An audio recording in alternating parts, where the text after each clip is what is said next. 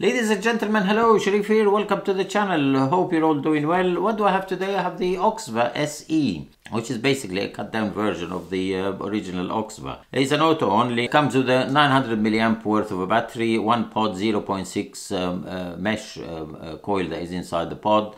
And that's about it really. You don't get a charger in there, the Type-C charger is not there. So it's basically a very cut down version of the original OXVA XLIM. So let's go and have a look at it and come back and try some the different pods, and I'll tell you what I think about it. Let's go. The OXVA XLIM SE, that's the box it comes in. Very simple, it's very small. Size wise is exactly the same like the other one, the first one. What you get with it is you get the battery itself. You get one pod 0.6, which is the V2, which is an improved one, and the user manual. There's no charger or anything that comes with it. Very simple, and you get all the logos there and what have you. You get the warranty card there. You also get the sensor protector, which is that piece of rubber there. Just a normal manual really, and it's got everything that you need to know, and it tells you about the pods there. It will take the 3 pods that are available, but it comes with the 0.6, and then you got the 0.8 and 1.2, but the 1.2 is the old pods, which we have problems with them. The 0.6 will work at 22 watts. The chip is programmed automatically to detect it and give you the wattage, and then you get 16 watts for the 0.8, 12 watts for the 1.2, and you get all the LED indicators and what have you in there. That's the mod there. I got it in this color. Is a bit of gold and some green or petrol blue or something like that. So that's what it looks like. No buttons in there. It's just an auto sensor in there, and it does work. It works quite well. And you can see there's your airflow here, which is quite good. It's not it doesn't slide very easily there, which is quite good. So that's a nice thing there. And that's the back of it. Your Type-C charging is here. It says 900 milliamp hour worth of a battery there, which is decent enough. That LED lights up when you take a drag, and it's also your battery indicator, green, blue, red, the usual stuff. These are the new pods, the V2 ones. They did stop the gurgling mainly, and the leak as well. I haven't seen anything in there, but it might get some condensation because of the low resistance in there, and the high power 22 watts or thereabouts that it fires at. And the filling is from the side there. It's a bit, sometimes it can be a bit tricky to pick, but it's not a big deal really. And there you go, you open it. It's not a top fill like the older one. You get a nice hole there for liquid to go in and air to come out. As a comparison, that's the older one, the 1.2, which I do have, and we'll try after the close-up. This one is a top fill. You have to really prise it in here, and it was quite a bit difficult sometimes to take out. I mean, it's almost impossible. I always have to put something in there to take it out, but these are the older ones. It's quite clear also. You can see the liquid, how much liquid is left in there.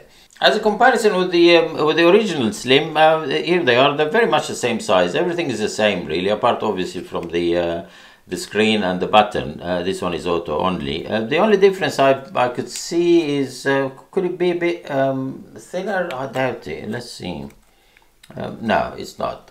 And the only difference is that one is a bit, there's a bit of an angle here, a bit of a smooth side there. This one hasn't got any, so you can see the difference. That's the only difference really I can see. Obviously, apart from the screen and the button, the variable wattage in there, airflow is very much the same. Everything else is the same. Let's go and vape on it and try the 3 pods that I have, because there is a 0.6 that comes with it, and then you can get a 0.8 separately, and also the 1.2 you can get them all separately, and we'll try them, have a go, and tell you a bit more about it.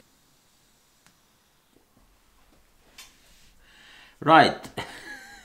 Now, vapor is fine. I have to say this, right from the word go really, after trying it over a few days, and I'm not the only one that is saying this, there's others as well that are saying that.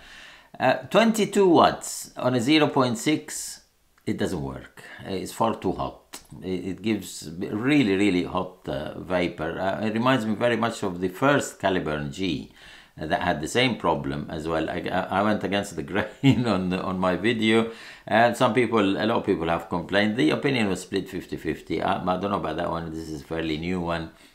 So I don't know, but I did, give it to some other friends as well to try, and they said the same thing. So 22 watts, I think it's a bit too high, to be honest. Let's try it again. I mean, that's with the airflow open on 2 holes. It is quite hot. I mean, the heat comes to the roof of the mouth. So if you use it constantly, you will feel the heat, you know, a lot more. Now, if you want a tight draw, which you can get a tight draw with that one, and let's do that on 1 hole only now. You get a very tight draw, yeah, that's true, but the heat increases, you know, on that one. So really, as far as I'm concerned, it's a no-no for me with the 0.6. However, if you try 0.8 in there, which I do have one here, that's a 0.8 there, as you can see. So let's put it in there. Obviously, there's no adjustment to that one. It's just one thing, and it just goes and you draw. I got the 2 holes open on the airflow. Now that is a really much better draw on that one. It's warm, it's not hot, it's warm, and that's on 2 holes. So if we close it on 1 hole only, you get a bit of heat, but it's not, you know, it's not as hot, nowhere near as the 0.6, which is a bit of a shame, really. They should have put really the 0.8 in there in the first place, and that would have worked, you know, quite well.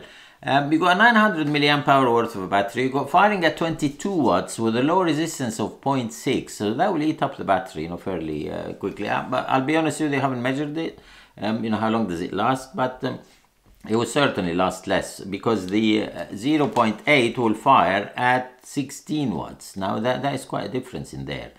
And that will preserve the battery, you know, a bit more. If you want an even cooler vape, shall we say, we can go for the 1.2, which I have here, but I don't advise it because it gurgles. But you know, I had one here, so you know, it's a brand new one, and I thought, okay, well, I'll try that one and see what's it like. So it's a very cool vape. If it wasn't for the gurgling, because this is a V1 pod, they didn't do the V2. The V2 have done only the 0.6 and 0.8. I looked at the website, and when I ordered the 1.2, I assumed and I was hoping that it would turn up as a V2, but it didn't. My bad, really, because I didn't check properly on the website. You know, it says clearly there the 1.2 is a V1, but nevertheless, it does work. It will gurgle with you. A bit of leaking, maybe condensation, and all this is the gurgling that really, you know, drives me mad. However, it's a very cool vape. Yeah, but I would say 0.8. I wish they really done it on a 0.8, you know, straight, you know, from the box. So if you really like it, the heat, I would say, it is quite hot as well, as far as I'm concerned, and some other ones as well. And you know, I've been vaping for a very long time. Now, what you can do, you can try the 0.6, and if you like it, you can like it. That's fine. You carry on with it. But you only get 1 pod with the kit. If you don't, you can go and get a 0.8. Then you can buy a pack of 0.8 that come in 3s. And that will suit you, you know, quite well, and it will work, you know, perfect. And the battery will last also a bit longer. My point is, if I buy one of them, okay, it's very nice, it looks very good, you know, and all that, form factor and what have you. But there are others in the market that will work straight out of the box as well. So you got to weigh it up really and see, you know, is it worth, you know, getting one of them and then buying an extra set of pods, or you know, for a trial, or just go for something else completely. So that's my opinion about it.